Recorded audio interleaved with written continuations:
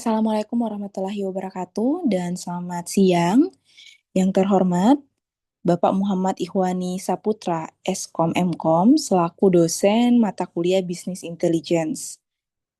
Izin Pak, saya Arina akan membahas UTS Bisnis Intelligence, yaitu 2 jurnal. Jurnal pertama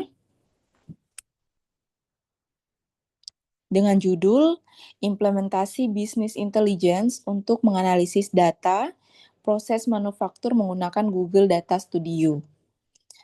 Dengan penulis Tumini dan Endang Sri Subekti, merupakan jurnal ilmiah teknik informatika dan komunikasi yang diterbitkan Universitas Pancasakti Bekasi dan terbit tahun 2023.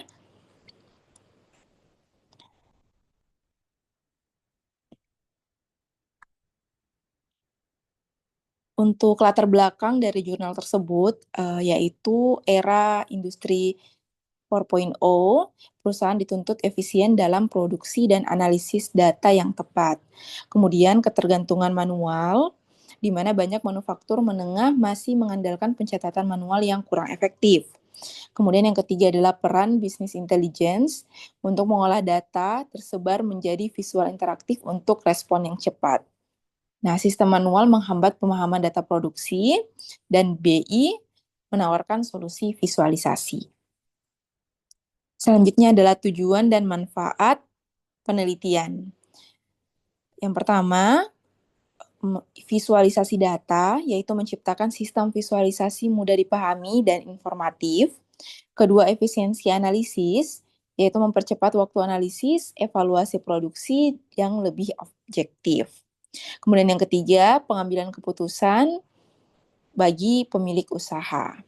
Penelitian ini juga bertujuan memberikan alat yang jelas untuk manajemen untuk menghasilkan keputusan yang lebih baik. Selanjutnya adalah metode penelitian.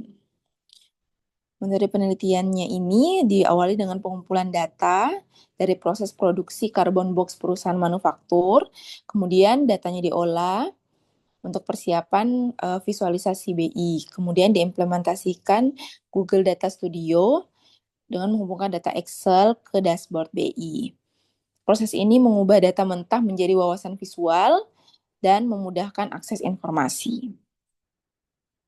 Selanjutnya adalah teknologi yang diterapkan. Teknologi yang diterapkan adalah Google Data Studio. Google Data Studio ini diterapkan karena praktis dan gratis. Integrasi data dapat dihubungkan dengan banyak sumber data dan laporan interaktif. Google Studio juga dipilih karena fitur-fitur ini sangat mendukung visualisasi data. Selanjutnya hasil penelitian. Hasil penelitiannya yang pertama dashboard informatif yang menyajikan informasi produksi ringkas dan menyeluruh. Kemudian perbaikan cepat yang memungkinkan penelusuran penyebab masalah dan perbaikan. Yang ketiga, budaya berbasis data, yaitu mendorong budaya kerja yang mengutamakan data. Kemudian yang terakhir adalah akses mudah, sehingga karyawan merasa terbantu dengan akses informasi tanpa banyak file. Hasilnya signifikan dalam meningkatkan efisiensi dan memperbaiki alur kerja. Kemudian terakhir adalah usulan penelitian selanjutnya, yaitu ke depannya penelitian ini bisa dikembangkan lebih lanjut dengan menambahkan fitur prediksi untuk wawasan masa depan. Kemudian juga BI dapat diintegrasikan dengan ERP atau Enterprise Resource Planning agar informasi keuangan, logistik, dan sumber daya manusia juga bisa dianalisis dalam satu dashboard terpadu. Itu tadi mengenai jurnal pertama. Selanjutnya jurnal kedua. Untuk jurnal kedua, berjudul Penerapan Bisnis Intelligence dan Prescriptive Analytics pada Mutu Pelayanan Kesehatan Rumah Sakit di Kota Pekanbaru.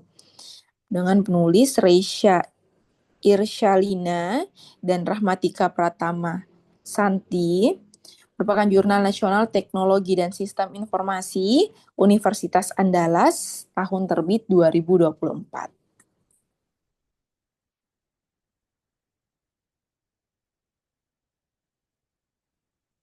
Baik, latar belakang dari jurnal ini adalah tantangan data rumah sakit, di mana data kurang optimal karena mengandalkan data besar namun pemanfaatannya belum optimal. Kemudian yang kedua, sulitnya identifikasi masalah. Penyebab mutu pelayanan rendah dan komplain tinggi tidak dapat teridentifikasi. Yang ketiga adalah keterbatasan analisis manual yang memakan waktu dan tenaga. Sehingga BI dan perspektif menjadi solusi untuk memvisualisasi data dan memberikan saran tindakan. Selanjutnya tujuan dan manfaat penelitian ini. Tujuan utamanya adalah menerapkan sistem BI untuk rekomendasi berbasis data. Untuk operasional, pengelolaan rumah sakit bisa menjadi lebih sistematis dan berbasis bukti, dan juga akses informasinya mudah, karena kini eh, ada di dashboard dan evaluasi layanannya mudah secara berkala. Metode penelitian yang diterapkan yaitu dengan pengumpulan data berupa data mutu pelayanan dari aplikasi Mutu Fasiankes. Kemudian data ini diolah dan dimasukkan ke dalam sistem BI untuk divisualisasikan. Nah, setelah itu diterapkanlah model prescriptive analytics dengan aturan logika tertentu, seperti jika tingkat kepuasan pasien di bawah 70%, maka sistem akan menyarankan peningkatan jumlah tenaga kerja atau pelatihan karyawan. Nah, analisis ini berupa deskriptif dan eksperimental dilakukan. Selanjutnya, teknologi utama yang diterapkan. Teknologi yang digunakan adalah sistem BI berbasis web yang dibangun dengan alat visualisasi. Kemudian juga ada teknologi prescriptive analytics yang merupakan aturan logika diterapkan pada data mutu pelayanan.